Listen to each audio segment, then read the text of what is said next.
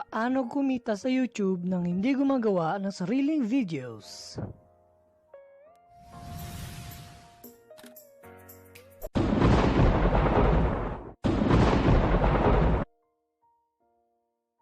Make sure na nakasubscribe ka na sa ating channel.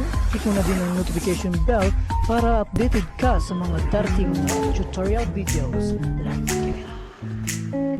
Mga kaibigan, punta na tayo agad-agad sa step 1.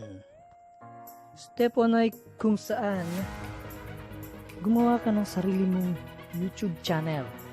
Alam mo naman na siguro kung paano gumawa ng YouTube channel, di ba? Kaya wala, nasabi ko lang. Kaya jump na tayo sa step 2. Step 2 mga kaibigan ay mag-search ka kung anong gusto mong i-upload doon sa search box. So, kung nakikita mo sa yung YouTube application or sa desktop mo ay itong search dito sa tuktok, define plus dyan, search box. So, mag-search tayo na kung ano. And let's say Manila Bay. Yeah, Manila Bay. Pagka-search mo, punta na tayo agad sa step 3. Step 3 mga kaibigan ay pindutin lamang ang nasa gilid ng search box sa may upper right corner na may tatlong linya. Ayan, hanapin lamang po yan ang nasa tuktok. Ayan po, nasa tuktok. Yan. Yan. And then hanapin po ang Creative Commons. Yan, Creative Commons. And then apply. Mag-apply ka sa prod. As you can see mga kaibigan, madaming mga Creative Commons videos. And maghanap lang po kung anong gusto nyo. Example lang naman to. And then to, sabihin mo lang to. Ayan. Kaya, kung gusto nyo panoorin mo yan, pwede rin. Pero kung hindi mo i-play yan, hanapin mo lang para magpasigurado ka.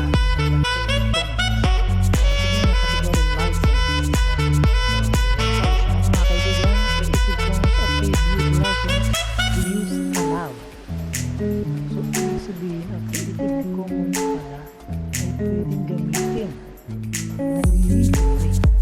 Hindi ka po makaka-copyright dyan kasi ang nakalagay po dyan use allowed.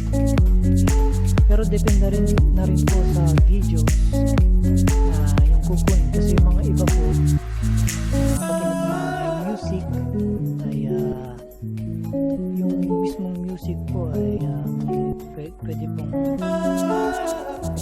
kayong mag-copyright po doon, diba? Nang sa'yo po tayo sa step 4. Step 4 po ay pindutin lang po ang share paaraw pa pakaran. Diba? Pindutin po yan. And then click mo lang po itong copy link. Tapos po dyan alis na po tayo sa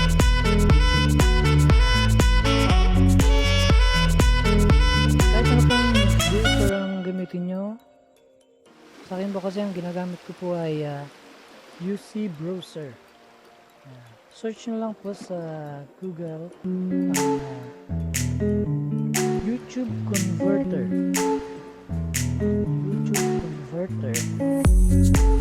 And then itong onlinevideoconverter.com ang piliin nyo po mga kaibigan kasi proven and tested ko na po siya.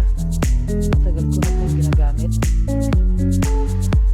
And yung kinapilin po natin kanina, i-press lang po natin ito. I-hold natin ng 3 seconds and 0.5. Yan. Paste po natin dyan. And then i-generate nyo po yung mga files.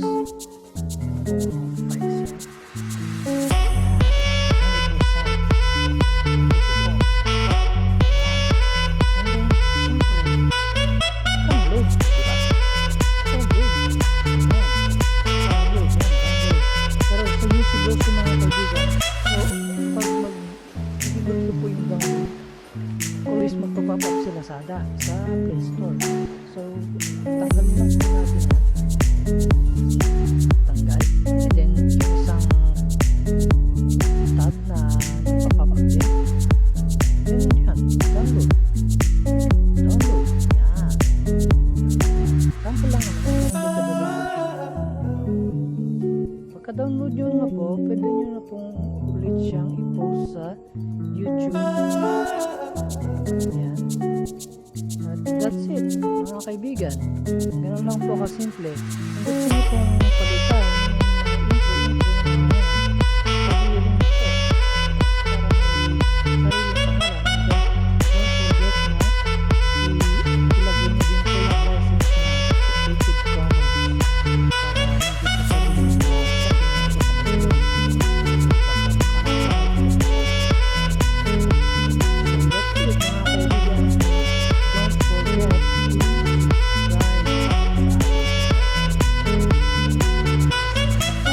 tutorial.